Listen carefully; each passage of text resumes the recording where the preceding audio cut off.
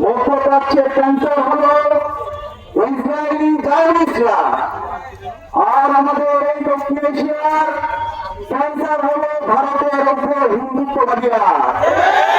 আমাদের এই দক্ষিণ এশিয়ার ক্যান্সার হলো গুজরাটের কসাইরা। আপনারা জানেন 1947 সালে আমাদের এই মহাদেশ ভারত ভাগ হয়েছিল। যখন ভারত ভাগ হয়েছিল, ভারতের যে মুসলমানরা ছিল সেই মুসলমানদেরকে ভারতের উপর হিন্দুত্ববাদীরা নির্মমভাবে তাদেরকে শহীদ করেছিল। তাদেরকে তাদের ঘর বাড়ি তাদেরকে উদ্ধার করেছিল। আমাদের অসংখ্য মুসলমান ভাই বোনরা তারা নির্দিষ্ট হয়েছিল এবং পরবর্তীতে অনেকগুলো সাম্প্রদায়িক দাঙ্গা লাগানো হয়েছে। আপনারা জানেন 1983 সালে শিক্ষার দাঙ্গা লাগিয়েছিল এবং সেই দাঙ্গার মাধ্যমে আমাদের মুসলমান ভাই বোনদেরকে ভারতের মধ্যে তারা কুচকাটা করেছিল। 2002 সালে এই গুজরাটের কসাইরা উগ্র হিন্দুত্ববাদীরা আমাদের মুসলমান ভাই বোনদেরকে নির্মমভাবে তারা হত্যা করেছিল, শহীদ করেছিল। এবং অসংখ্য ঘটনা আমরা দেখতে পেয়েছি। আমাদের ভারতে যারা আমাদের মুসলিম ভাইরা আছে তারা হিসাব করতে পারে না। হিসাব করে তাদের স্কুলে নেওয়ার কারণে, কেমন নেওয়ার কারণে তাদেরকে বিভিন্নভাবে হেনস্থা করা হয়। আমরা দেখতে পেয়েছি আমাদের মুসলমানরা ভারতের মধ্যে গণসভা করার কারণে, লোক হওয়ার কারণে তারা মগবন্থীকে শিকার হয়েছে। তাদেরকে প্রকাশ্যে দিয়ে যাওয়ায় তাদেরকে গণপিকে হত্যা করা হয়েছে।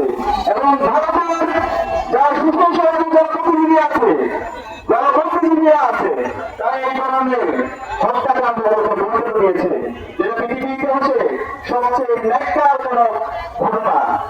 আপনারা দেখতে পেয়েছেন তারই ধারাবাহিকতায় আমাদের কাশ্মীরে, যে কাশ্মীর আজাদির জন্য আমাদের মুসলমান ভাইরা দীর্ঘদিন ধরে লড়াই করছে, সেই কাশ্মীর আমাদের মুসলিম সম্প্রদায়কে তারা কেন্দ্র থেকে শাসিত এবং শোষিত করেছে।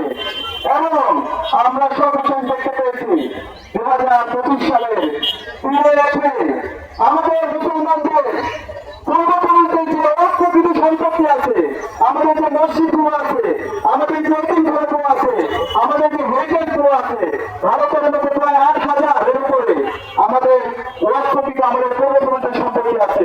আমরা যদি সেটা জায়গা হিসাব করি প্রায় 10 লক্ষ একর, সেগুলোকে তারা আজকে অবৈধভাবে তারা এখানে হিন্দুত্ববাদীদের এজেন্টদেরকে তারা নিয়োজিত করেছে এবং মুসলমানদের অর্থনীতি সম্পত্তিগুলোকে তার করতে যাচ্ছে।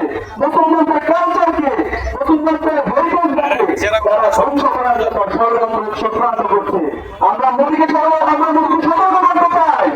আমরা ভারতীয় হিন্দুত্ববাদীদেরকে সতর্ক করতে চাই। তোমরা সাবধান হয়ে যাও। মুসলমানরা বিরাট জাতি, সারা বিশ্বের মুসলমানরা আমরা ঐক্যবদ্ধ।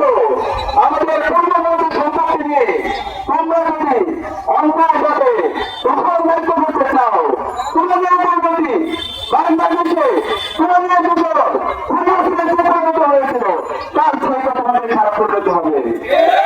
আমি অনুরোধ করব সারা বিশ্বের মুসলমানদেরকে, আপনারা ভারতের আধিপত্যবাদের মধ্যে, হিন্দুত্ববাদীদের আধিপত্যবাদের মধ্যে, গুজরাটের কসাই দিয়ে আধিপত্যবাদের মধ্যে আপনারা ঐক্যবদ্ধভাবে আপনারা কথা বলুন।